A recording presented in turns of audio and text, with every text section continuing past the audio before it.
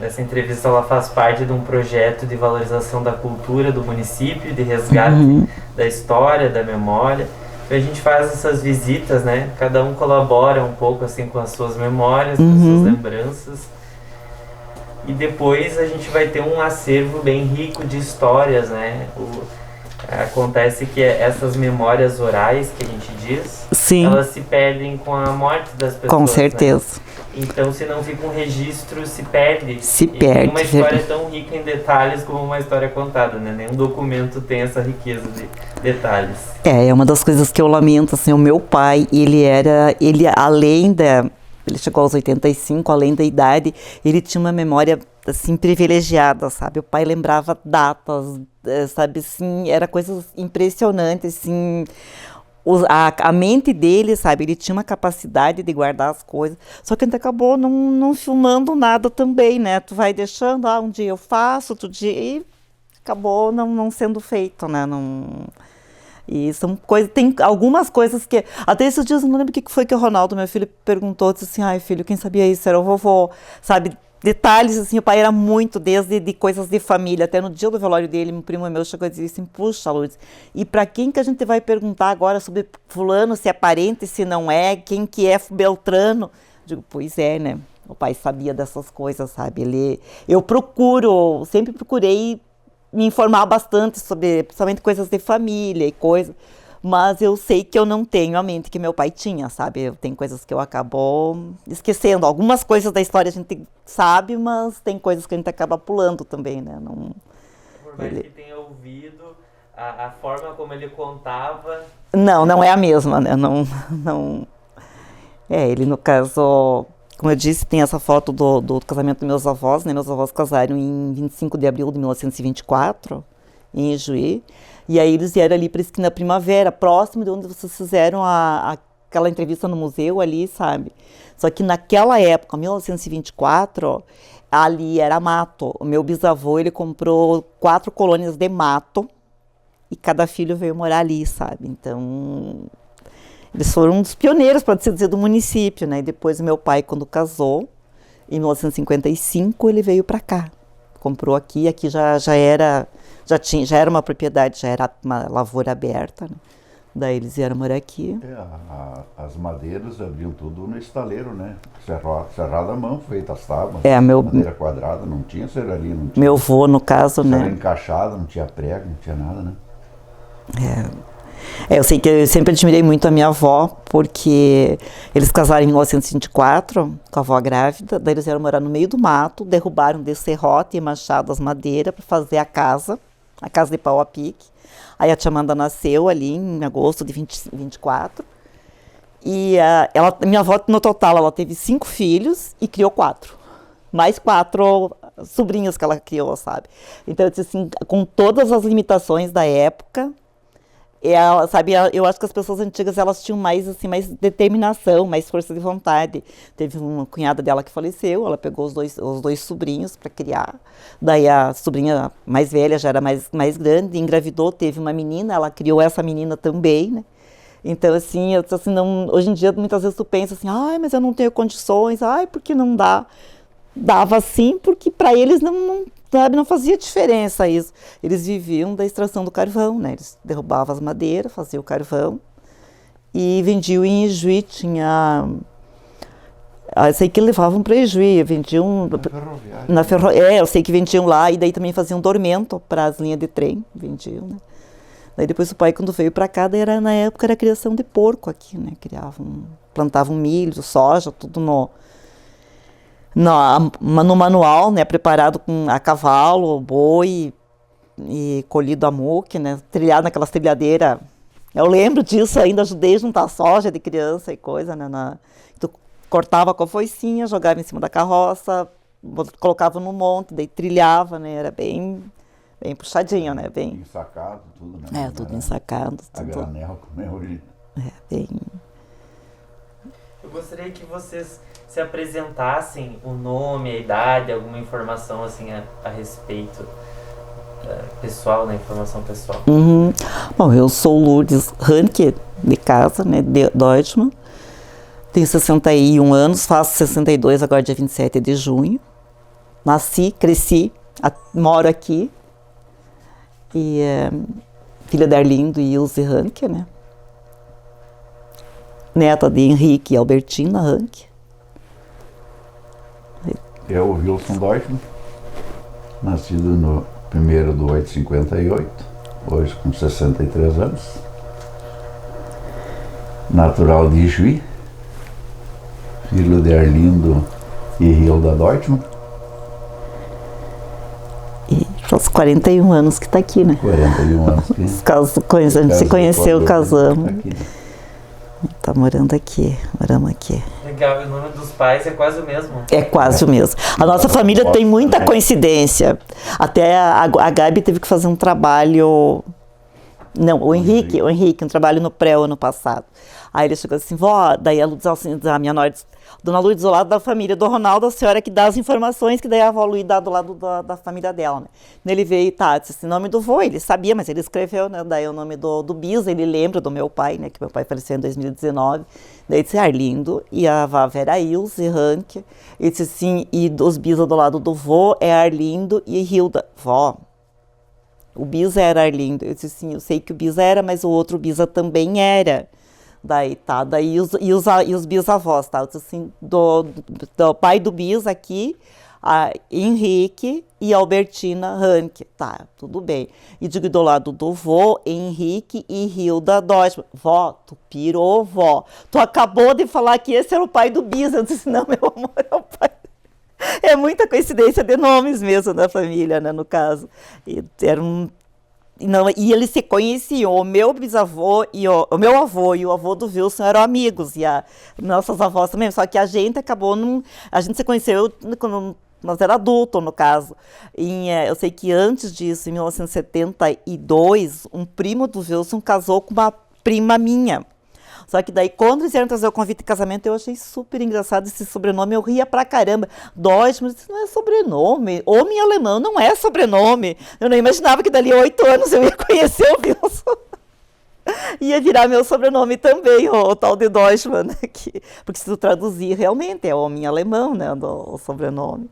Então, são coincidências na família, né? Eu não sei se o interesse de vocês é em, mais histórico do Alambique, alguma coisa assim também? Também, a gente já vai chegar lá. Não, tranquilo. Eu gostaria de saber um pouco mais sobre a família, assim, se vocês sabem a origem da família.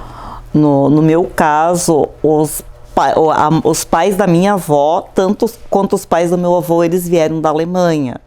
Só que eu não tenho, assim, eu até estou bem interessada em descobrir que cidade de origem, sabe? Eu sei que são alemães. Até fiquei muito triste, porque agora, faz um mês e pouco, a gente foi para Primavera, daí eu cheguei no cemitério, porque tinha os túmulos dos meus bisavós, estavam ali, sabe? Só que daí, porque eram túmulos antigos, foi tirado, sabe? Então, foi derrubado. Aí eu só consegui, o da Bisa ainda tá lá, sabe? Eu consegui pegar a data de nascimento dela.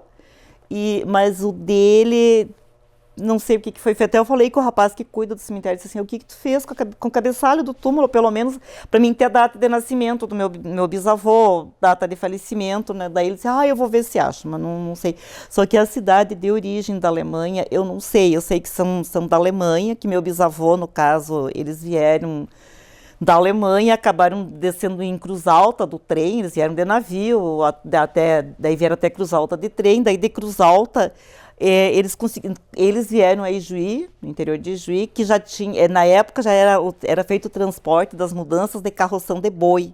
Aí meu avô virou, digamos assim, caminhoneiro, entre aspas, né? Porque daí ele arrumou um carroção de boi e ele fazia as mudanças dos imigrantes. De Cruz Alta, ele levava, principalmente muita gente que foi para a Argentina, um irmão dele, inclusive, foi para a Argentina, ele levava de Cruz Alta a Porto Mauá, de carroça de boi, suposta mudança, o que os imigrantes traziam na época, lá em 1800 e alguma coisa, né? E aí a minha bisavó ficou morando na linha 8, meu avô se criou lá então também, os irmãos dele também. E daí, depois, no final da vida, esse meu bisavô faleceu na casa do meu avô, aqui na Primavera, né? Então ele foi, só que como eu disse, não sei a localização da Alemanha, não sei. E os pais da minha avó, a mesma coisa. A avó sempre falava que o pai dela, ele era numa região da Alemanha. Claro que a Alemanha toda faz frio, né? Mas assim, como ela dizia, assim, ele tinha hábitos da Alemanha ainda, da época do frio, do mesmo jeito que o avô do Wilson também. O avô do Wilson também veio da Alemanha. Mas, como a gente disse, não sei dizer cidades, não sei dizer localidades. Meu avô foi um dos primeiros imigrantes de Juí, né? O pai da tua mãe, no caso, Reint, Enéas Reint, e o pai Andréas. Do pai também é importado. Não, o vô Deutschmann, não, o teu bisavô Deutschmann, bisavô Deutschmann, que foi da Alemanha também, mas a gente não... A parte daí do pai e da mãe, né? E você tem um primo meu que fez Árvore.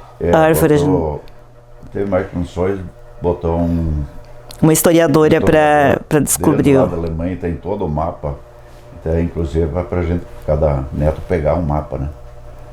De todos os descendentes da família, para ficar mais a par, né?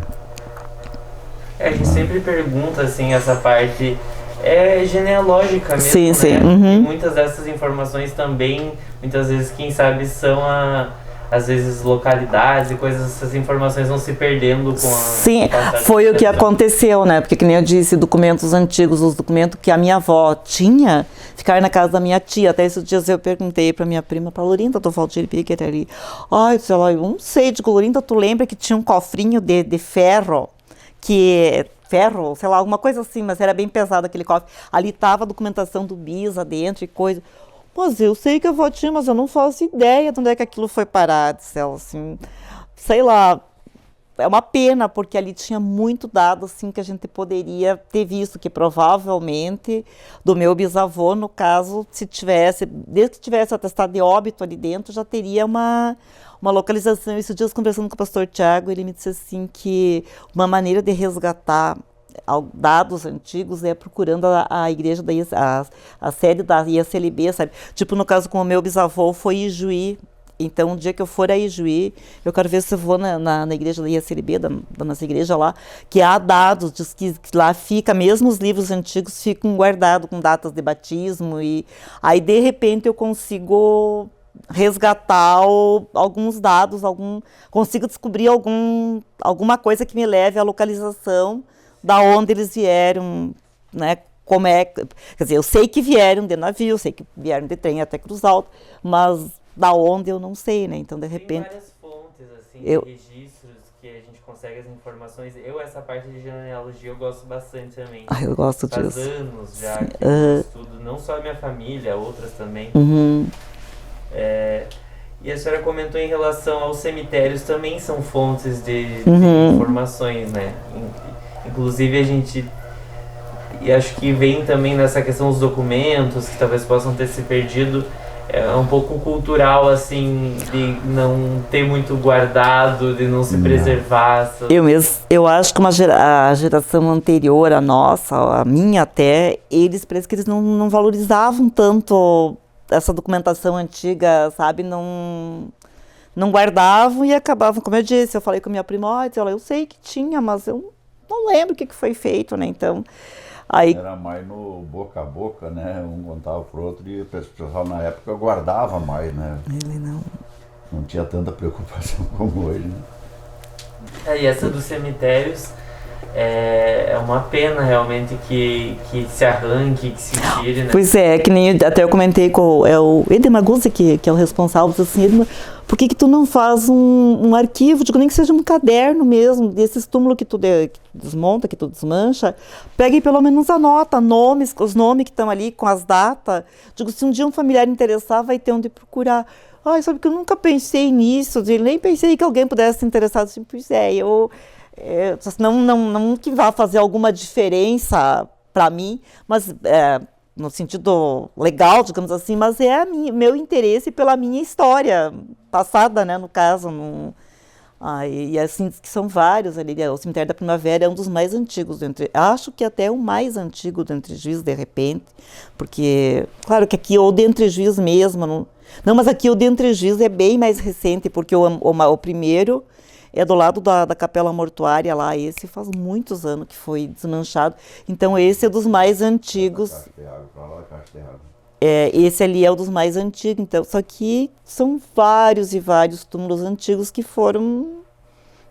não estavam muito bem conservados e foram demolidos e perdeu-se bastante da história ali, né, das pessoas, né. Isso acontece em muitos lugares, tinha muitos cemitérios também que eram nos campos, né, e aí vai mudando os proprietários. Perdeu, vai desmanchando, vai. Mas eu acho que é muito de manter a memória, né, dos ancestrais. Sim, é o que eu acho. Completamente contra derrubar esse tipo de... Eu acho que não vai ocupar tanto, mesmo num campo, não vai ocupar tanto espaço, um túmulozinho ali, né, sabe, daria... Com o passar dos anos, cerca vão se deteriorando, o gado vai entrando, tudo vai... vão... Né, não... Vão ser... Cresce árvore no meio, ninguém limpa, né, teve túmulos aí que levantou com tudo, né. Cresceu árvore por cima, até ficou uma coisa bem... Sim, vai morrendo as pessoas que conheciam aquelas, né? Às vezes é teu parente e nem sabe. Bem... E aí fica abandonado. Sim, verdade. Bom, sobre os pais, eu gostaria de saber como que eles chegaram, então, em Entre Juízes, a sua família. O meu pai, no caso, que o meu avô morava na esquina da Primavera ali, daí, eu disse, eram 5 irmãos, né, aí o meu pai começou a veio trabalhar de empregado pro seu Alfredo Conra, aqui. Antes de ir pro quartel, ele trabalhou ali, aí foi pro quartel, saiu, seguiu, trabalhou mais 1 ano, 2 aqui, daí ele casou, e daí naquela época, como eu digo, acho que as pessoas tinham bem mais coragem do que hoje em dia. Meu pai conseguiu dinheiro emprestado, com pessoas conhecidas, para comprar essa área de 15 hectares aqui. Ele comprou, tudo com dinheiro emprestado, e ele e a mãe vieram morar aqui, claro que era uma casinha de madeira pequenininha que tinha. E trabalhando, eles conseguiram, em 5 anos, eles conseguiram pagar as contas da terra, pagar a terra, que eles tinham pego emprestado o dinheiro, e aí construíram uma casa, aquela outra casa de madeira que tem ali, eles construíram, e seguiram trabalhando, depois ele adquiriu mais áreas de terra, E a minha mãe, ela era natural de Coronel Barros, no caso. Daí, também filha de agricultores, só que meu avô, por parte de mãe, ele faleceu quando a mãe tinha 14 anos. Ele faleceu num acidente de carroça, coisa que assim, até bem incomum acontecer. Eu sei que a mãe contou muito essa história. Quando a minha tia, a segunda das mais velhas, ia casar, na semana do casamento, ele foi buscar o roupeiro, no cara que fabricava móveis em Coronel Barros, e carregaram o roupeiro e os cavalos, que se assustaram com o barulho e fugiram. E o vô tentou pegar e se enrolou na ligeira, na corda, sabe? E a carroça passou por cima da barriga dele. Ele viveu 2 dias ainda e acabou falecendo, levaram para o hospital. Só que acho que até naquela época as condições médicas eram bastante precárias, né? Então a minha mãe tinha 14 anos quando o pai dela faleceu. Daí ela ficou trabalhando com a avó na lavoura. Aí casou com o pai e vieram morar aqui, né, no caso. Foi o seu avô que foi para a esquina Primavera, depois o seu pai que veio para a esquina Conra. Veio para Conra. Pelo seu Alfredo Conra? Qual que é o motivo da denominação da localidade? O seu Alfredo Conra, que tem o casarão ali em cima, não sei se os seus... A Rayane conhece, né?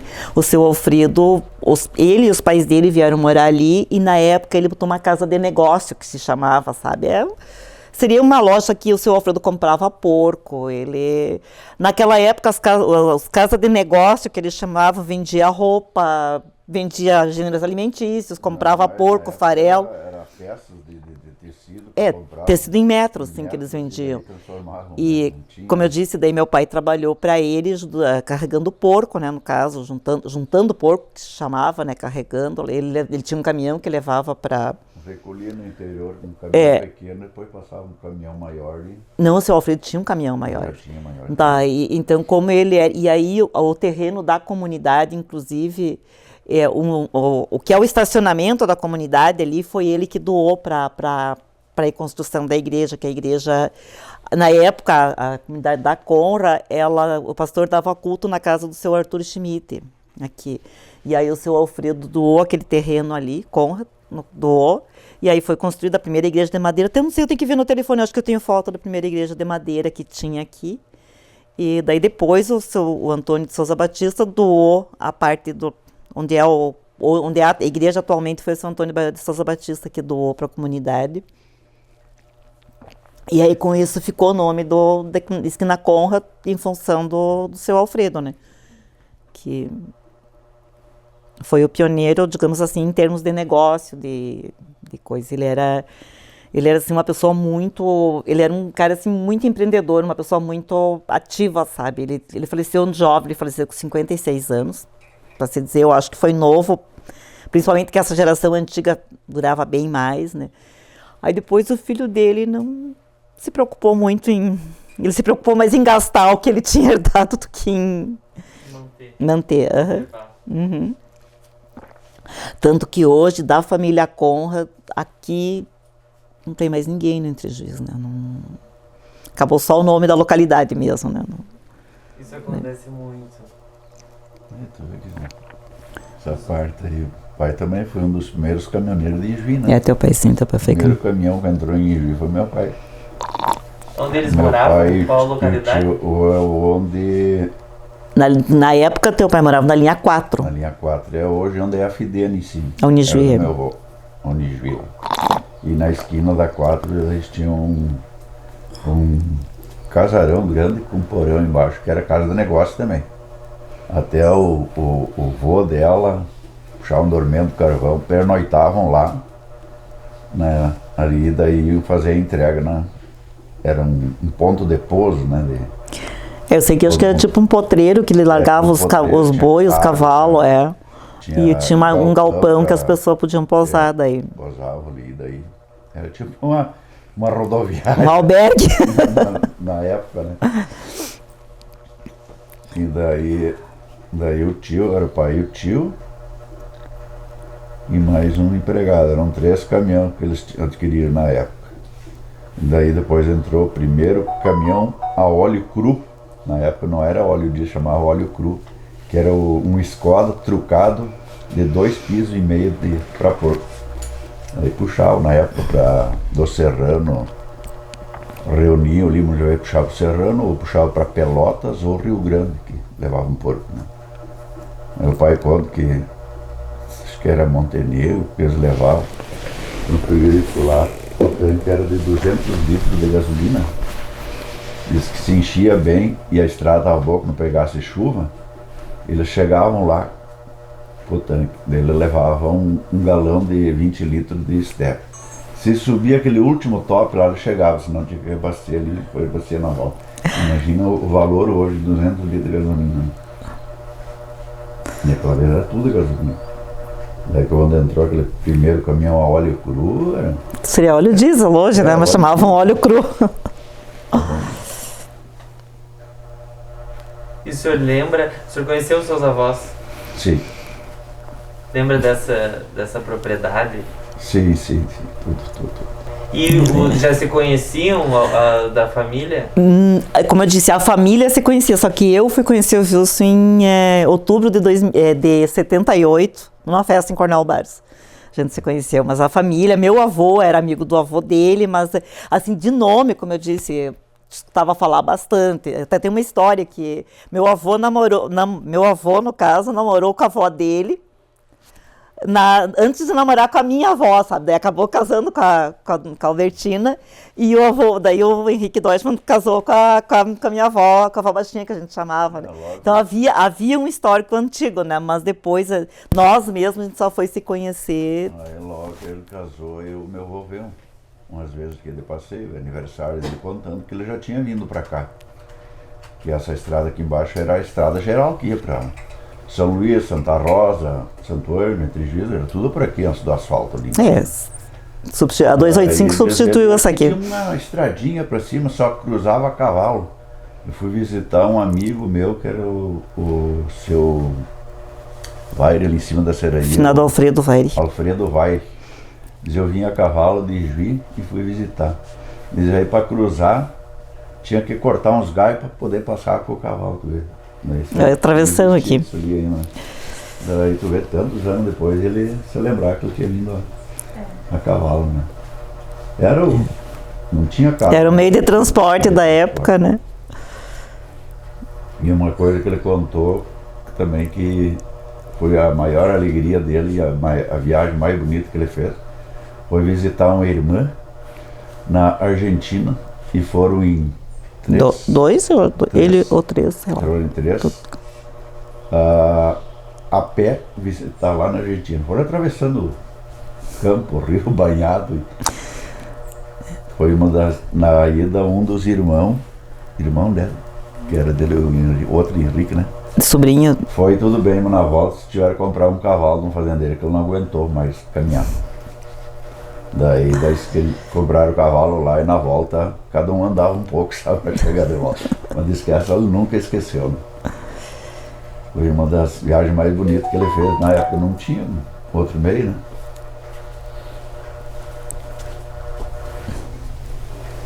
Eu queria saber, a senhora estava comentando sobre o carvão, como é que era esse trabalho que era para alimentar os trens? Era o trem, na época Maria Fumaça, né? Era cortada a madeira verde mesmo, né? Jogava dentro de um buraco, uma cova, né? Botava fogo e deixava incendiar e depois tapava, abafava para virar, apagar o... Eu sei que isso é uma coisa também que meu pai conta muito, ensacado, né? Sim. Meu de carroça para ir, né? Pai contava muito que às vezes a avó faleceu com 85 anos, ela se queixava bastante de reumatismo, né? Daí o pai dizia assim, pois é, mãe, mas eu lembro da senhora que o serviço de tirar o carvão da cova era o serviço da avó, né? Então o carvão, a cova era abafada, apagava, né, o fogo, daí a brasa virava carvão, aquilo quente ainda era tirado, ensacado e daí levado para Ijuí, né, no caso para... Dentro do buraco ali, aquilo ali, por mais que estava apagado já o carvão, mas aquilo ali se mantinha quente, né? E aí tu suava ali dentro, né, saía para fora, imagina, né? É um choque térmico, né?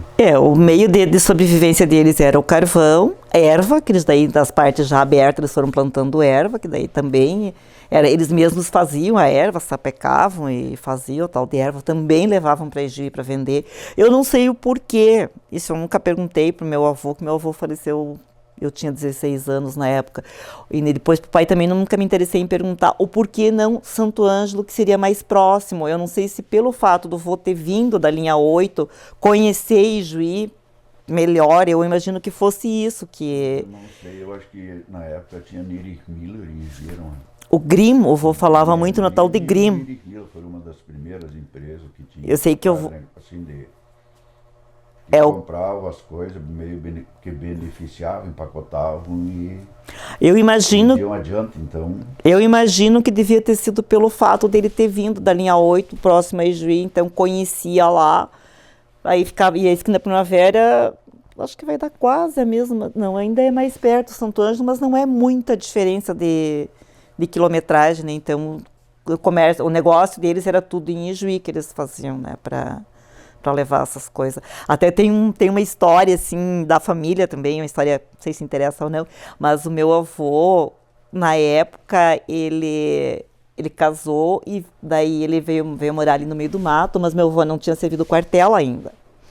E aí com a avó, com a tia Amanda pequena, ele não tinha como, imagina como é que ela ficaria sozinha com uma criança no meio do mato. Aí meu avô não se apresentou para o quartel, não foi. De repente, se ele tivesse ido se apresentar, ele teria sido liberado tranquilamente, mas aí como havia os rumores da guerra, da guerra, então aquele medo de ter que ir para o quartel, de ter que ir para a guerra, só que acabou que o exército veio procurar ele. Daí na época meu avô era amigo do cara que tinha a casa de comércio também na esquina Primavera, e esse cara tinha um 29.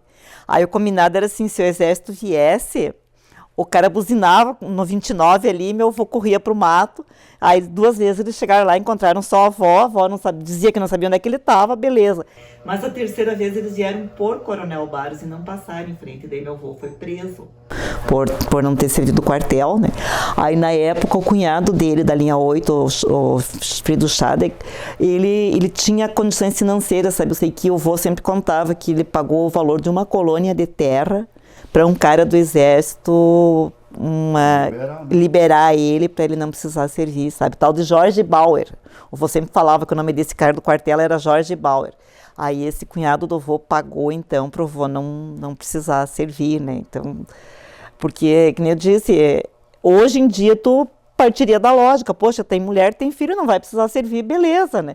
Mas por ele não ter se apresentado, e eu acho que na época havia mais necessidade de soldados, porque por causa da situação em si, aí eu sei que ele acabou sendo preso por isso, mas liberado e voltou pro meio do mato, então.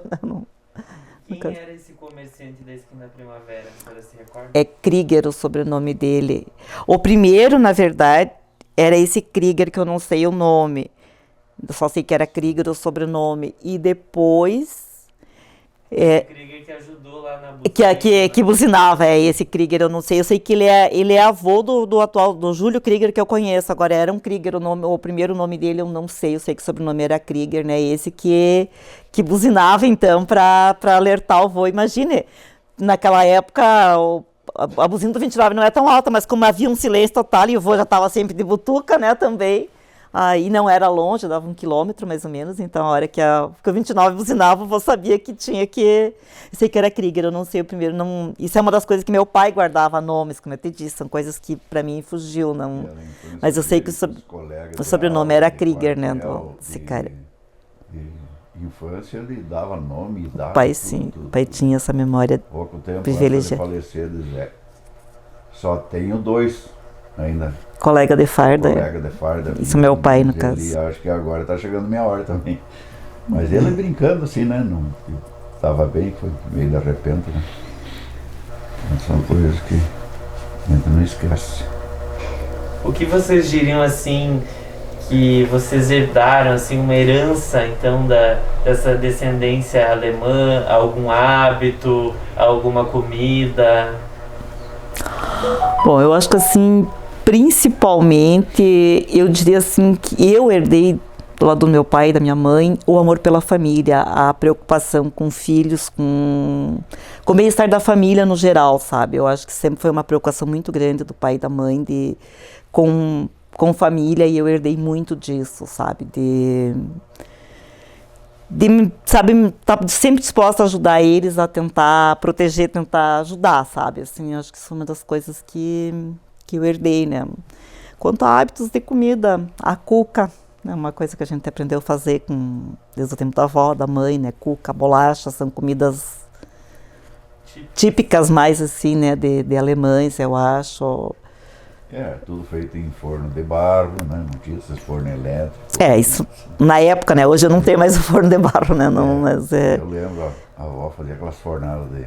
Bom, fim de semana, todo mundo se reunia, filho, netalhado, ia tudo para casa do vô. E esse hábito a gente tem aqui ainda. Fornada de cuca, né? Carne assada no forno. Esse hábito também. Esquece, vinho, eles faziam mesmo essa parte. O pai também fazia vinho aqui. Tinha barril de vinho, aí os grandinhos tomavam um copo de vinho no porão com o vô. Os menores, as crianças, eles faziam sanguiri, né? Misturava água com o vinho, adoçava e dava, né? Era o refrigerante da época. Não esquece disso aí, né? Sanguiri. Colocava uma dosezinha pequena de vinho, água e um pouco de açúcar e coisa que eu não esqueço, era o refrigerante da época. O meu avô era carpinteiro, era ferreiro, ele fazia tudo. Fazia carroça, né, coriame para cavalo, para montaria, tudo ele mesmo fazia. A casa, ele fez toda trabalhada com desenho, aquelas esculturas na casa, né? E fazia cesto de vime. Esses trabalhos era para te ver. Gamela, de madeira, balde de madeira, né? Tudo fazia. Isso o teu avô materno, no caso, o Andreas Heindt, esse então, que... Então ele fica... Né? Aí eu digo, mas tudo isso, fazia, a chapa de arado, na época, né? Jardineira, ele fazia aquelas partes em roda da buzina, do eixo, da coisa ali, cromado. Não sei de onde que eles usavam aquilo ali, como é que chegava nesse ponto, né? Aí eu digo, mas por quê? Não, na Alemanha, nossos arados lá e a grade que preparava, que era com tração animal, era tudo de inox. Mas naquela época já era de inox lá. Imagina a tecnologia que eles tinham lá para depois vir aqui, né? Então muita coisa a gente aprendeu com eles, né? As casas, era tudo de tabuinha, não tinha telha. Era tudo tabuinha lascada né? Lascada e paraquejada, furada e não tinha prego. Tudo era com torninho de madeira, né? Imagina quanto tempo eles ficavam para construir uma casa. Mas também tem casos que se o pessoal não derrubou, que eles fizeram naquela época, tem hoje ainda. Você não terminava, né?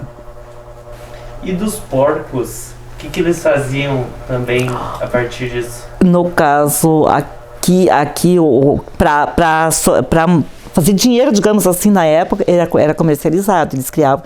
Eu sei que meu pai contava que quando ele casou com a mãe, eles vieram para cá, daí eles ganharam, de presente de casamento, eles ganharam 4 leitoas. Foi com isso que eles começaram a criação de porcos deles, então.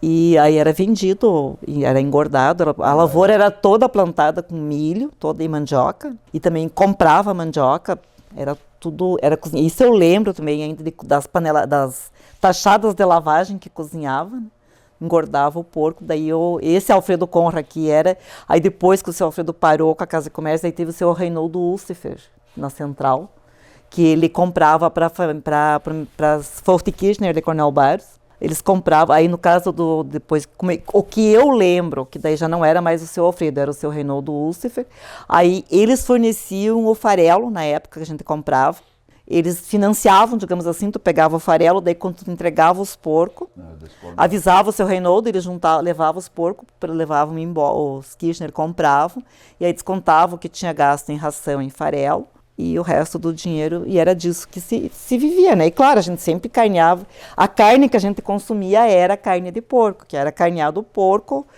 era feito salame, morcilha, o torresmo, a banha, e aí o resto da carne, a gente tinha o hábito de dividir com a vizinhança, emprestar um pedaço de carne. Eu lembro que aqui tinha o finado tio, morava logo aqui atrás, o seu Oswaldo Susbarra ali, que era vizinho também. Aí emprestava uma paleta de porco para um quarto do porco para o outro, e o resto, que ainda sobrava para a gente fritava no mesmo panelão que se fritava a banha, fritava aquela carne, e daí colocava em latas com tampa, e ali é que daí depois tu tirava um pedaço daquela carne ali, aquecia, tapava com banho, né? Tapava com banho. E daí depois, quando o vizinho carneava, ele devolvia, o que levou a paleta, ele devolvia a paleta, o que levou o quarto, devolvia um quarto, né? Então era um jeito de... E nós tínhamos um hábito aqui que era um pouquinho mais... Era um pouquinho diferente que aqui onde é o Aras agora, aqui em cima, ali era o açougue da família Ieske. E até o final do coxa era meu padrinho, o final do Reinaldo. O pai engordava 1 ou 2 boi por ano e vendia para eles. Daí só que a gente dava o pai dava o boi para o açougueiro, digamos assim, e aí o pai pegava tudo em carne de volta, como eles carneavam aqui, e levavam para casa de negócio do seu Reinaldo Ulcifer, lá era picado, metade do boi era vendido lá. Eles carneavam aqui, colocavam na caminhonete e levavam. Aí, de cruzada, eles deixavam um pedaço de carne toda terça e toda sexta para nós. A gente ia descontando no boi que ele tinha pego aquela vez, sabe? A vizinhança se reunia tudo ali, sabia o dia e a hora que chegava. Terça... Estava todo mundo lá fazendo as compras. Terças e sextas, Oscar... Ele é falecido agora, Oscar Ieske, ele levava a carne, carneava e o Oscar levava, né? Tanto que o Oscar brincava muito, que na época o pai tinha 4 cachorro bulldog grande, né? Ele apostava com quem queria apostar com ele, que ele chamava os nossos cachorros na estrada a hora que ele quisesse. Porque ele tinha o hábito que quando ele vinha, ele buzinava ali em cima no alto, Aí eu descia correndo lá embaixo na estrada pegar a carne e ele trazia a miudeza do bicho carneado e dava pro nosso cachorro. Aí ele buzinava lá em cima, os cachorros corriam toda lá pra baixo. Chegava antes que a... Sim, porque eles sabiam que eu ia ganhar miudeza do boi, né? De porco ou gado que eles jogavam ali, sabe? Então era, porque geladeira não existia. A luz aqui pra nós, a luz veio em 1974, energia elétrica. Até ali era na candeeiro de querosene, né, no caso, e não tinha geladeira, não tinha nada, não. Você vai falar um pouco sobre o alambique e também sobre que você tem um conhecimento sobre chás. Uhum. Então, e aí depois a gente vai lá conhecer, né, O alambique. Uhum. Então acho que a gente pode retomar a partir do alambique, né, como é que surgiu então A ideia? A ideia. Eu costumo brincar com ele que se eu soubesse o trabalho que dá, eu não tinha concordado. Foi em 80 e... Começando lá onde eu nasci em Juí, na época, que eu me lembro de guri, era nós ali que tinha lavoura e em roda era alambique, era o muraro, o berno, o tiçote, os prote. Então, na redondeza ali, hoje é o 44 linha, né? Então, naquela redondeza ali, tudo era alambique, tudo era cana. Daí meu avô tinha leitaria, onde é a Fidene em Juí hoje. Daí a idade pegou, a avó ficou doente, aí o pai ficou com as vacas e a gente comprou e botou leitaria. E na época eu entregava tudo particular com uma gaiota, com uma charrete em Juí, né? Aí depois, nos anos 74, 75, o pai comprou uma Kombi, daí a gente entregava com a Kombi. Aí melhorou, né? E daí nós casamos. Aí nós casamos, viemos pra cá. Aí também o pai e a mãe pararam com as vacas, nós pegamos as melhores vacas que sobraram e tinha lá, trouxemos, o resto ele vendeu. Aí ela cuidava a parte de ordenha. Primeiro tempo era tudo manual, nós cuidava a lavoura. Aí inventamos botar o alambique. Pois é, mas aí na época o seu Angelim Coberti tinha o alambique aqui do lado do Vieira hoje, sabe? Aí eu sei que os entusiasmou, nós tínhamos um carreiro de cana aqui deles. Para tratar o gado, no caso, na verdade, da cana. Para tratar o gado. Aí a gente já fez uma parte de pastagem aqui também, sobrou aquela cana bastante. Aí eu digo, fazer com essa cana, porque tirar inteiro o gado não comia, né? Aí diz o senhor, irmão, vamos levar a fazer uma cachaçinha, tem um lambiquezinho ali em cima. Aí eu cortei a carretinha cheia de cana, levei lá e me entusiasmou, né? Porque aí a gente descobriu que dava para vender a cachaça também, que dava dinheiro. Quantidade de cachaça que deu, né? Aí eu achei, ele disse que fez a meia, né? Mas daí fiquei faceiro, daí... Aí no ano seguinte, de novo, você levou cana lá. Levei lá de novo. Mas aí já surgiu a ideia de colocar, só que eu não fazia ideia. Eu vi eles falar em lambicar e coisa e tal, mas pra mim estavam falando grego, né? Mas tudo bem, mas nós podíamos colocar um alambique. De ver aquilo me interessou, e o filho do seu Gilberto, que era o neto lá, o neto do seu Angelim Gilberto, disse, não, mas põe um alambique, nós estamos parando, nós vamos vender. Só que o dele era bem pequeno, sabe?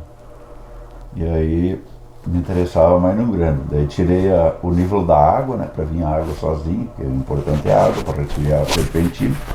Deu certo, é isso aí, mano, a compra. Aí na época tinha o seu Prote que morava aqui, daí nós conversando, que nós tínhamos intenção de botar. E ele era nosso freguês de cachaça, já da cachaça que a gente fazia no seu coberto. Daí nós falando, daí disse ela assim, mas o tio Pepe lá em Juí, ele tem um alambique bem novo, feito em 58. Eu olhei para ela assim, bem novo, feito em 58. Não, ele mandou fazer o alambique e naquela época a cachaça desvalorizou, ele não chegou a tirar da caixa. O alambique está guardado no porão, novo, não foi montado, mas foi feito. Aí ele foi... O alambique, a moenda e um motor Deutz ele tinha tudo completo para vender, só o motor ele tinha colocado na serraria, o motor no caso não interessava para mim, né? Aí o seu Prote foi com o Wilson lá nesse tio dele, no seu Estevão Andriolo. Conversando com esse senhor, que era o seu Estevão Andriolo, ele foi colega do meu pai, tempo de puxar porco para Rio Grande. Aí compramos. Caminhoneiro também. Na época, a gente comprou o alambique, em termos de custos, pro alambique a gente pagou o valor de 200 bolsas de soja. E para a prensa também, mais 200 bolsas de soja. Aí começamos, daí o alambique, vocês vão ver depois lá embaixo, ele foi erguido com pedra. Tinham 2 irmãos em Ijuí que eles construíam só com pedra natural, sabe? Aí eles construíram o alambique, daí a gente começou a fazer... O muro aqui em roda foi esse que fizeram, uma estrumeira que foi fechada. Também era serviço a pedra. De pedra, né? Só que depois eu dizia assim, se eu soubesse o trabalho que dá, eu não teria concordado com o tal de alambique, porque o alambique ele funciona assim, tu amassa o fermento, que a gente chama, né? Daí, a partir da hora que o fermento estiver funcionando, você vai trabalhar. Claro que dá para fazer mais lento, mas como a gente tinha uma panela só e a intenção tinha bastante cana, então nós trabalhávamos de começo de junho a final de setembro, direto, 24 horas por dia. A gente dormia lá embaixo. Dia e noite, né?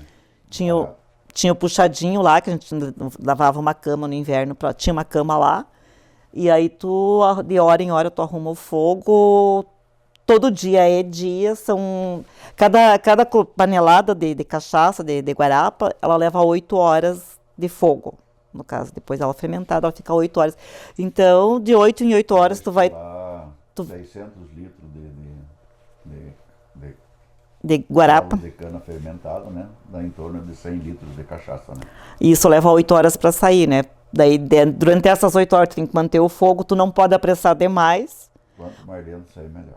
E também não pode deixar parar de sair, né? Se tu apressar demais, a cachaça vai ficar ardida. Se parar, também perde qualidade, né? Então, aí tem que ficar cuidando do fogo. A gente dormia lá, o despertador tocava de hora em hora, às vezes de meia em meia hora, para arrumar o fogo. Eu brincava que eu tinha um filho por ano, porque daí passava as noites acordada. Só que eu dormia lá embaixo com ele também. Eu achava melhor dormir lá, eu me sentia mais tranquila, sabe? Porque estava lidando com fogo, havia o risco de cair e tudo, né? Então a gente ficava direto lá. E daí tu sair do lugar quente e voltar aqui, depois descer de novo? Não tem como. Fez um quarto lá e a parte de cobertor era muito pouco, a gente levava porque ficava aquecido lá dentro, né? Ficava quente, sim. A lenha a gente já deixava o que a gente ia ocupar durante a noite dentro para não sair para fora, né? Então, nos anos 90, 92, 93, ali a gente conseguiu fazer 45 mil litros de cachaça num ano, né? Uma safra, digamos assim, né? 45 mil litros de cachaça. Foi um ano assim que a gente começou a fazer e teve muita procura, que a gente terminou de encher todas as pipas e comecemos a encher de novo. Saía, vendia bem. Foi o ano que eu tomei o maior porre da minha vida sem colocar um gole na minha boca. A gente era na Casa das Pipas, era antiga ainda, daí ainda tinha cana e o Wilson já tinha feito, a gente fazia vodka. A vodka tu pega, repassa, destila 2 vezes, né? Aí a pipa de 1000 litros estava cheia de vodka e tinha cana, porque o pessoal trazia muita cana também de fora, a gente fazia meia, né? E tinha cana nossa para buscar, daí aquela tarde eu fiquei para tirar aqueles 1000 litros, colocar em galão de 20, de 12, aliás, eu colocava no galão de 12, tinha colocado um funil nos galão de 200 e virava ali para dentro e esvaziei a pipa, né? Beleza, eu fiquei a tarde dentro, era fechado, tranquilo, sabe? Aí quando eu terminei de fazer o serviço, que eu limpei terminei de esvaziar a pipa, que eu fui para tirar leite, eu saí para fora, assim, que eu peguei o vento frio, me afrouxou as pernas, assim, eu consegui chegar abaixo do galpão, sentei num banquinho, me deu uma crise de riso, típica de bêbado, sabe? E comecei a rir, a mãe chegou, sabe o que foi? Eu disse, mãe, agora eu sei porque que bêbado não trabalha, não tem força para caminhar. Eu só conseguia rir, sabe? Mas o que foi? Eu disse assim, sabe, eu imaginei, deve ter sido isso, porque só de inalar o álcool, sabe, de virar ali, né? Aí eu disse assim, aí agora, eu disse, mãe, me ajuda a ir pra dentro que eu vou fazer um sanduíche pra mim. Sei que a mãe fez um sanduíche. Eu comi um sanduíche bem reforçado, porque eu precisava tirar leite, né? Aí consegui, passou, eu nunca esqueci, porque assim, de tomar, eu nunca consegui beber, de ficar bêbada assim, né? Mas aquele dia, assim, foi sei lá, um fato pitoresco da época do alambique, sabe que... Na época era tudo embalado em garrafão, né? Não tinha esses litros PET. Não, mas ali já começou a ter os litrão. Sim, mas as primeiras que a gente vendia... Sim, as primeiras eram em garrafão. Que era em Santo Ângelo, que tinha... A Seramalto e o Felício vendeu muita cachaça para nós. 4.000, dava 2 lastros no caminhão de garrafão. Tudo enchido assim, sabe? Daí já tinha uma porta lá de cima que tu deixava aberta, porque tem que ficar esperto para não despejar por cima e não pode passar muito, né? Senão tu põe demais e põe estoura o garrafão. Não dá, estoura o garrafão. Aí tá, também com o terminal dali, ficava bem faceiro sem tomar nada, né? Gente, naqueles anos, assim, havia uma saída bem maior de cachaça, né? Depois entrou a lei seca e coisa e tal, mudou bastante. Entre os dias mesmo, o Seu Bolinha ali, por exemplo, que tinha o barzinho ali, ele vendia 40, 60 litros de cachaça por semana. Que ele vendia, que o pessoal tomava em aperitivo e levava a cachaça, comprava dele, né? Com o tempo foi diminuindo o consumo, e daí em 2017, quando você descobriu o problema de coração, daí a gente parou, a gente não fez 17 e 18, a gente não fez cachaça. Não, minto, 17 a gente ainda fez, 18 e 19 que a gente não fez. E aí depois voltamos, a gente se decepcionou bastante ali quando... Uma coisa que a gente cuidou na época, né? Tu pegava funcionário que era vizinhos aqui em Roda, né? A gente pagava na época um garrafão de cachaça, era diária. E isso era hoje, comparando hoje, em torno de R$100. 100, 110. De 80 a 100 reais, né? Na época ninguém pagava isso, a gente pagava bem, né, o funcionário. E havia mão de obra sobrando. E havia mão de obra sobrando. E agora não tem mais. Aí um ajudava o outro, eles vinham mais ajudar a cortar a cana, porque a gente dava para eles repartir a ponteira da cana, né? Para tratar pro gado. Eles se repartiam, cada um já via com um trator, com uma gaiota, uma carreta e levava, né? Então a gente ficava faceiro e eles mais, porque eles tinham que tratar pro gado também, né? E comparando ali, daí depois trocou o dinheiro, aí a cachaça desvalorizou muito, caiu lá embaixo, ficou tudo para trás. E o que a gente fez mais nas paradas foi a falta de mão de obra, né? Que daí, o último, ali em 2017, a gente empleitou para um pessoal cortar a cana. Só que, além de eles ter cobrado caro, eles ainda estragaram muita cana, sabe? Cortaram alto, deixaram cana na lavoura. Aí o Ronaldo... As pessoas mais jovens já sem experiência, né? Não tinham experiência para cortar. Aí eu sei que acabamos, o Ronaldo globeou o canavial fora, né? Porque desanimamos. Só que daí depois seguiu a procura, a gente ficou com bastante cachaça velha, quando estava terminando, daí resolvemos de plantar uma cana de novo e agora a gente está fazendo em quantidade bem menor, né? Ano passado foram... De anos e anos, eu disse, não, mas faz pelo menos um pouco para a gente que vem buscar aqui, que não tem quem faz uma cachaçinha assim artesanal mais, né? Ano passado voltamos a produzir 5.000 e poucos litros, né? Esse ano eu acho que vai ser um pouco menos de novo. A nossa cana tá bonita, porque a gente irrigou ela no verão, né? Mas o pessoal que traz, eu não sei, o Daniel Raides de Eugênio de Castro, que traz bastante cana. Eu não falei com o Daniel ultimamente se a dele tá boa ou não. Boa, né? Mas diminuiu bastante do que era, né? Não é mais aquela quantidade que a gente produz, né? E o processo da fabricação é durante o inverno? Durante o inverno. A cana amadurece, que a gente chama, né? Nessa época agora, até começou a esfriar, a cana para de crescer, ela é considerada madura, ela está pronta para cortar. E daí depois, assim, se der uma geada muito forte, que ela acaba azedando também, ela perde. Porque a cachaça, ela tem uma coisa assim, que até que não se explica pela lógica. Quanto mais doce a cana, mais ela vai render. Só que, na verdade, no processo de fermentação, tu zera a doçura dela para fazer. Então, não tem uma lógica muito grande, mas é assim que funciona, né? Então, se der uma geada muito forte, mais no cedo, ela acaba estragando a cana, porque a cana vai azedar por morrer da geada. Daí ela fermenta mais rápido. Ela fermenta, se apronta mais rápido, mas ela rende menos se ela tiver menos doce, né? Daí a gente, o ruim, como eu disse, há anos atrás agora, depois que a gente voltou a fazer de 2019 para cá, aí a gente não está fazendo durante a noite, a gente só faz 2 lambicadas por dia, porque no caso, quando a gente fazia dia e noite, eram 4 lambicadas, eram 400 litros em 24 horas de cachaça, né? 6 tanques de fermentação, agora fica 4 tanques de fermentação, faz mais calmo, né? Tu gasta mais lenha, porque no caso... quando era feito naquele sistema direto, tem o coxo de aquecimento lá, que a gente vai mostrar para vocês depois. Então a guarapa já estava morna para entrar para a panela, era bem mais rápido, sabe? Bem mais. Ela entrando fria, ela leva 2 horas até começa a sair a cachaça. E assim agora em torno de 15, 20 minutos. Se ela está morna na. Entra pré-aquecida lá, ela sai de novo, né? E o forno já está aquecido, tudo na temperatura certa, né? Então, uma coisa que flui, né? Daí agora, nesse sistema que a gente está fazendo agora, a gente levanta 4 e pouco, 5 da manhã, começa e até o anoitecer, 8, 9 horas, está pronta as 2 lambicadas, 200 litros no caso, né? Tô curioso para conhecer, daqui a pouquinho daqui a gente desce lá. Já está quase terminando aqui. Eu gostaria ainda de saber sobre os chás. Aí eu faço o xarope. Eu conheço o xarope 9 ervas, na verdade, ele é um xarope à base de caraguatá, mas o caraguatá que é até depois posso mostrar para vocês os pés ali, que tem uns aqui perto de casa. Ele é tipo um butiá, que a gente usa esse butiá, esse caraguatá no caso, e são 9 ervas no total, é folha de ameixa amarela, é guaco, é agrião, é sálvia, poejo, cidró, folha de laranja. Agrião eu já falei. Deixa eu ver.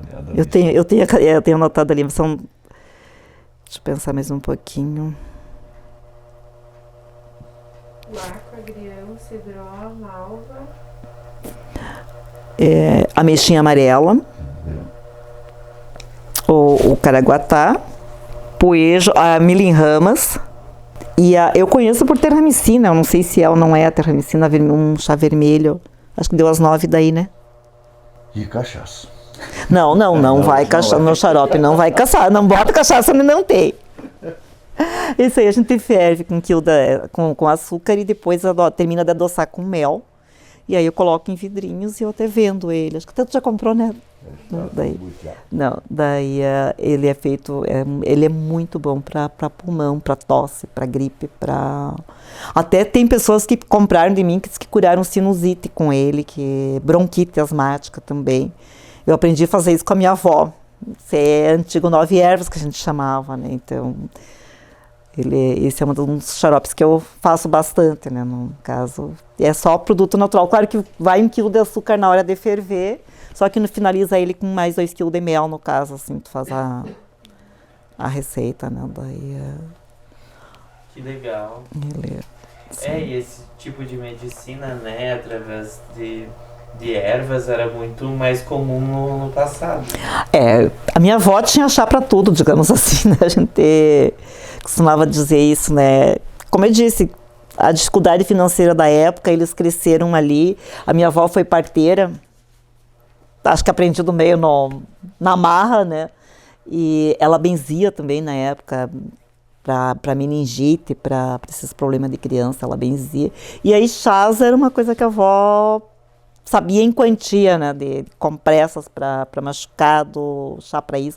E aí o 9 ervas disso eu aprendi com ela, né? De fazer, a gente na época fazia em quantidade menor para os nossos, para casa. Só que depois, como a gente viu que foi ajudando, aí eu sei que para a Isa, quando a Isa era pequena, ela tinha muita tosse, né?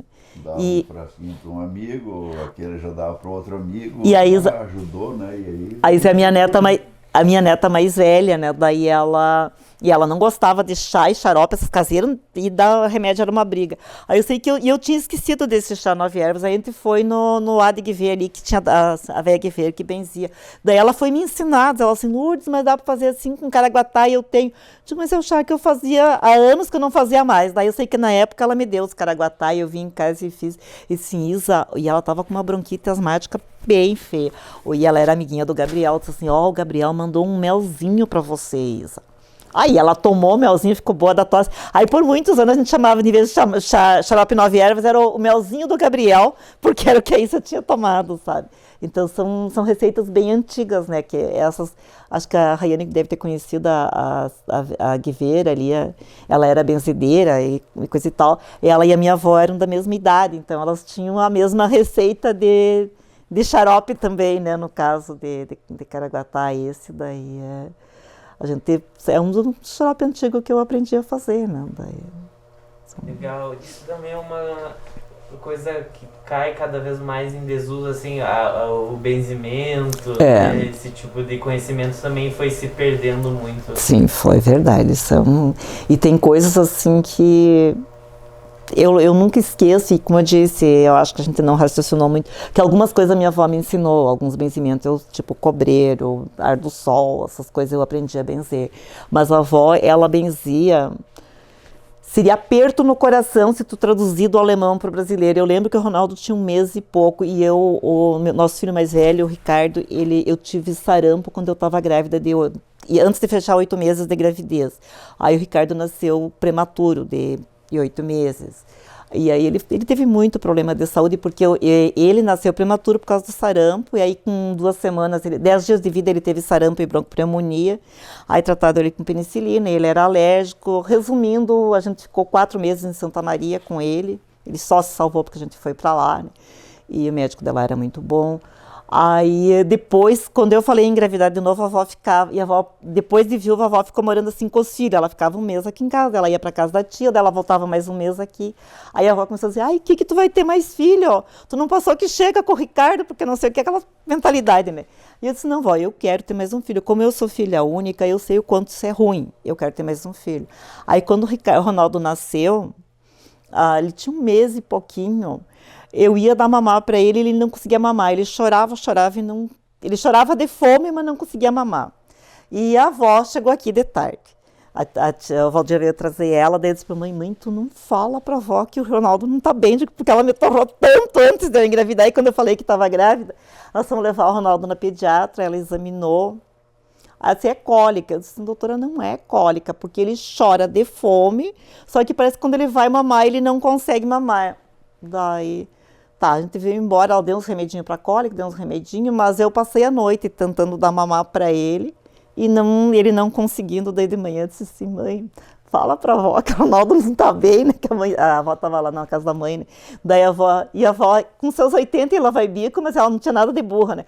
Eu vi ontem tarde que ele não tá bem. Eu acho que ele tá... seria assim, coração preso, eu acho. Ela disse em alemão, porque ela falava só em alemão, né? Ela veio aqui, eu lembro que, como ela já estava com 83 na época, então era difícil dela se dobrar, ela pediu para mim botar o Ronaldo em cima da mesa, que era mais fácil. Ela desenrolou ele, ela benzeu o peito dele, massageou com banho e cachaça, ele esquentou, massageou e benzeu. Sei que ela benzeu, e eu vesti ele, peguei, dei mamar, ele mamou, encheu a barriguinha, dormiu. Só que nem eu, nem a mãe, ninguém lembrou de pedir para a avó ensinar como é que ela tinha benzido, sabe? Era uma coisa assim que... Foi assim, não foi nenhum medicamento, porque os remédios da pediatra eu tinha dado a noite toda e ele não tinha conseguido mamar, né? Mas a gente acabou não aprendendo, isso eu não aprendi a fazer daí com ela, não. Mas eram coisas que os antigos tinham e sabiam. Tem coisa que a gente só vendo para acreditar, né? Eu tenho um amigo meu, um fazendeiro ali, que eu ia todos os anos fazer as pastagens para ele, né? Daí saía a cavalo com ele, né? Olhar o gado. E tinha uma vaca com uma paleta, né? Uma bicheira horrível de ver, né? Eu disse pra ele, mas isso até amanhã os bichos vão comer tudo, vai morrer, né? Aí ele pegou do cavalo, pegou a faca, rodeou 3 leizinhas, depois ele virou. De grama. Mas ele era uruguaio falando naquilo e eu resmungando não tinha como captar, né? Eu digo, mas seu cabreiro, eu falei, não, até amanhã tá seco. Tá? Fomos embora 2 dias depois, nós reunimos todo o gado para banhar. Estava cicatrizado. Então tem pessoas que têm um dom para aquilo, né? Só que hoje em dia quase ninguém mais faz, né? Acredito muito nisso, de benzimento. Esse negócio de quebrante também, isso é uma coisa que eu aprendi, benzer para quebrante ainda com a avó. Castrar porco, castrar boi, touro, né? Essas coisas. Ninguém, o sogro era o Ronaldo aprendeu com o pai. Com o sogro, né? Então hoje aqui em Roda é o único que caça. Claro, tem veterinário que faz, mas daí tu tem que pagar, né? Aí os veterinários para castrar qualquer porco aqui, ó, Marinês foi ali para castrar um cachaço, o veterinário veio, R$500. O Ronaldo vai ali, eles ajudam, né? Só faz uma injeção, né? E eu pago o bisturizinho, ele faz. Não cobra nada, então vai pela amizade, né? Daí a hora que era castrar, mas me ajuda a segurar, então eles vêm, né? Porque eu não posso fazer força. Os golpes, daí vem ajuda. Então são coisas assim que com o tempo vai se perder tudo, né? Não tem mais. É isso que a gente fica, né? Assim, vão se perdendo essas coisas que eram tão importantes. Sim. Os chás, né? Aquela vez que a gente fez na escola também.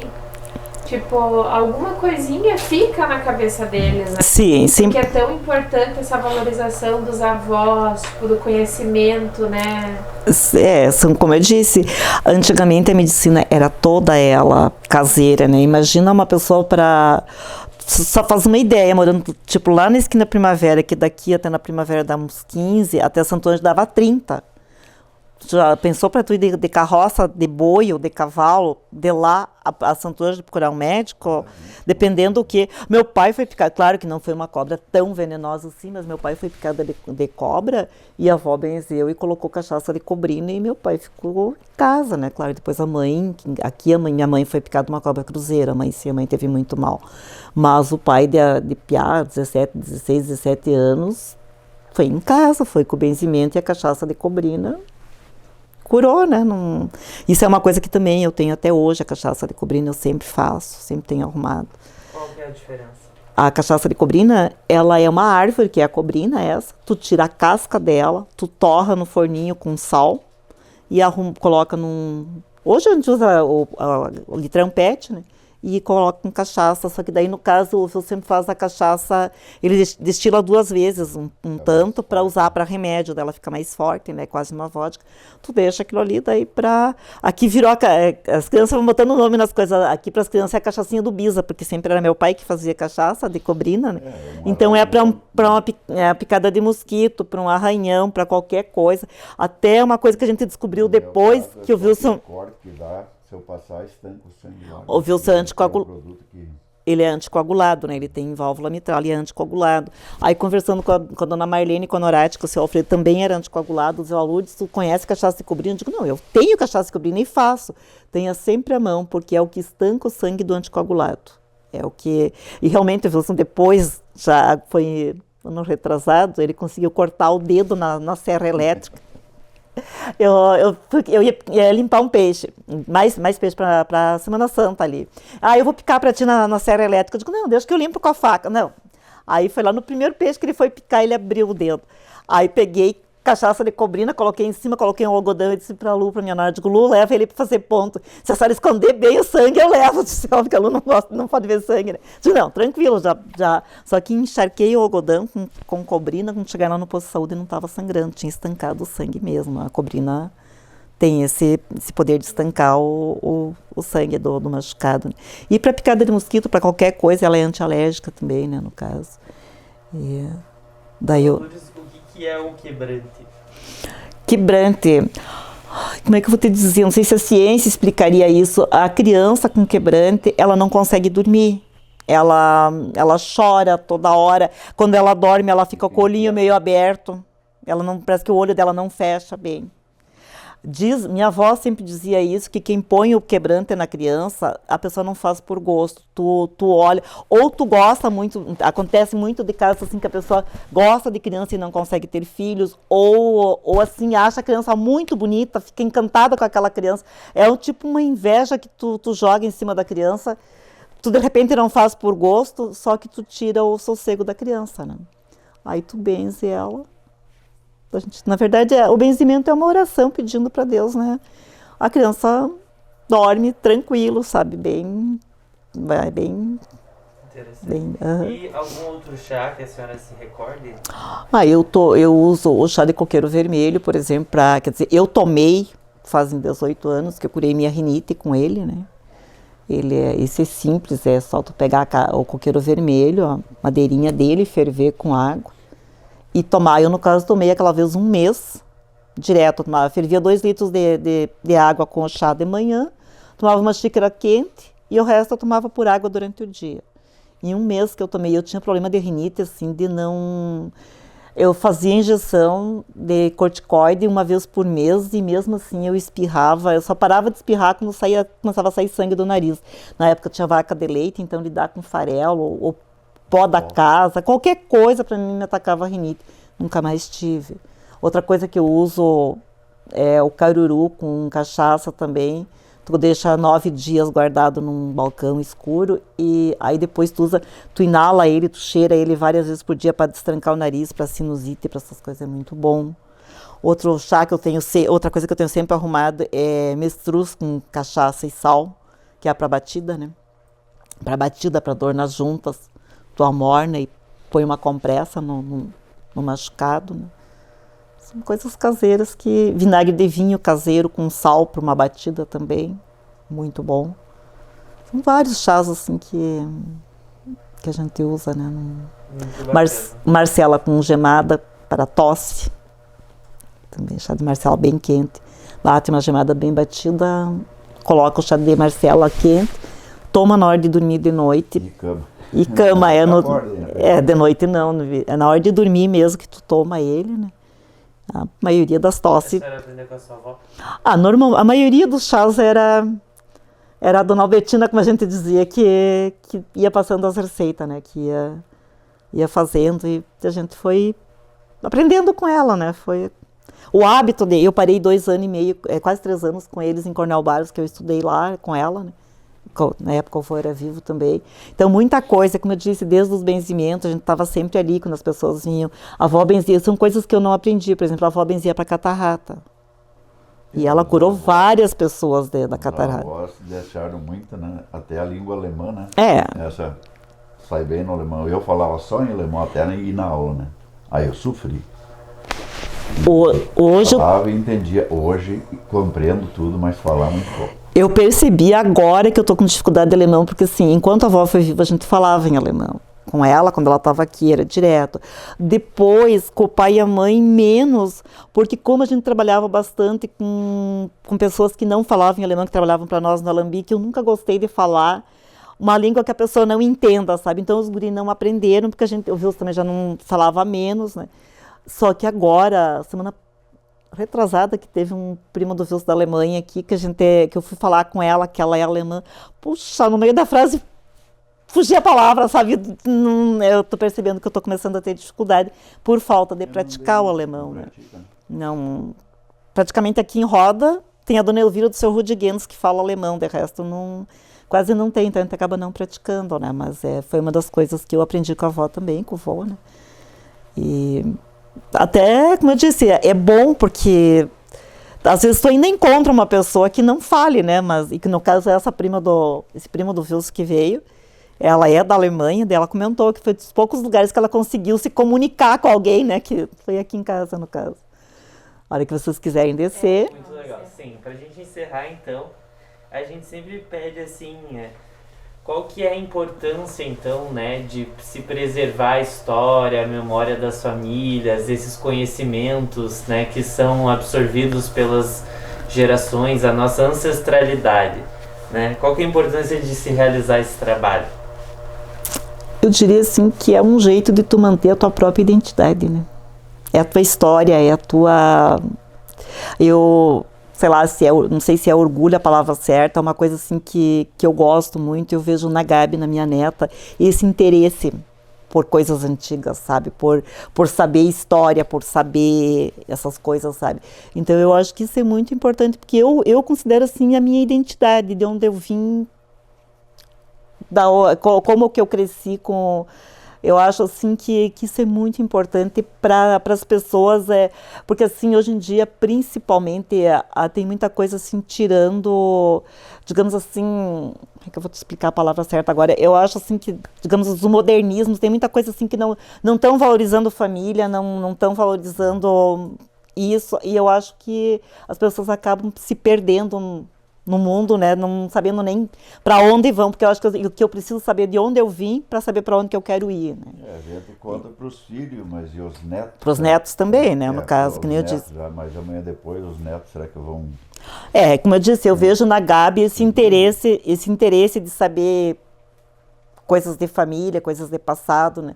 Então, para mim, eu acho isso muito bom. Eu acho que é um jeito de tu ter um rumo, digamos assim, né? Eu acho que se tu tem um exemplo de família a seguir, tu vai tentar ter a tua família. E se tu não tiver, assim, uma raiz, dificilmente tu vai ter um rumo também, né? Tinha que dar risada esse dia, tava o Ricardo e o Ronaldo. Aí eu disse, anos atrás ele colhia soja e ia entregar. Ficava a 500 metros do armazém para descarregar, né? Dava fila. Seja pouco. Não, verdade. Pergunto pro Bison, né? Pro vô. Vocês têm foto, tem vídeo gravado? Brincando. Digo, não, na época não tinha nada. Digo, ou era daqui até o seu Erno, aqui em cima, digo, dá 500 e poucos metros. Ou lá do trevo para cima era fila de caminhão para tudo. Para a banda Cotriza, para a banda do Gério. Mas como é que hoje não dá? Digo, hoje é Lazaroto, são tantas firmas. É tudo e o Gério, Vieira. Né? E tudo tem caminhão. Na época era poucos caminhões que tinha. Digo, hoje tudo é no macaco. Naquele tempo era tudo no roto. Né? Secador era mais devagar, hoje tudo é mais rápido. Então não dá. E era uma variedade de soja, máximo 2, era precoce e tardio. Né? Hoje tem várias. Então. Tudo mudou. Tudo dá espaço, né? Bom, pra gente finalizar, então, a gente sempre pede, assim, uma mensagem final, né? Como isso é um registro que fica, então, pra posteridade, que vai poder ser visto pelos netos, futuros bisnetos, né? Se tem uma mensagem final, assim, que vocês gostariam de deixar, de algum aprendizado, né? De algo que seja, assim, importante pra vocês. Sei lá, não, me pegou meio de surpresa agora, assim. Eu acho que não aprendi que sei lá, eu acho que o mais importante é o amor. E principalmente, assim, se amar o teu próximo, as pessoas próximas de ti, a tua família. Tu precisa ter amor por todo mundo, né? Mas, assim, tu valorizar a tua família. Eu acho, assim, que isso é imprescindível. Essa preocupação com o filho, com o neto, com o familiar mesmo, né? Com irmãos, se tiver no caso, né? E a gente tem um objetivo na vida. Tu precisa ter um foco na tua vida, ter um objetivo para ti, que aí eu acho que tudo vale a pena se você tiver um foco e um objetivo e ter amor pelo teu próximo, né? No caso, no geral, como comunidade, como família, como um todo, eu diria assim, né? Mas principalmente em casa, né? Principalmente esse amor à família, né? Que eu acho muito importante. Né? O senhor quer falar alguma coisa? O que seria? Ter persistência, né? Nunca desanimar na primeira. Focar uma coisa, botar o pé e tocar, né? Não adianta começar e pular de galho em galho, né? Tem que ter persistência, né? Dificuldades sempre vai ter. Sempre vai ter, né? Não... E uma das coisas assim que para mim sempre foi lema de vida, que Deus nunca vai te dar um fardo maior do que tu pode carregar. A gente já passou por muita dificuldade, problemas de saúde sérios. E a gente sempre conseguiu dar a volta por cima, né? E eu acho que principalmente tu tendo fé em Deus, você supera, você consegue. Acho que Deus acima de tudo na vida da gente, né? A gente tem que ter essa fé, tem que ter persistência e fé. Acho que são as palavras-chave. Persistência, fé e amor.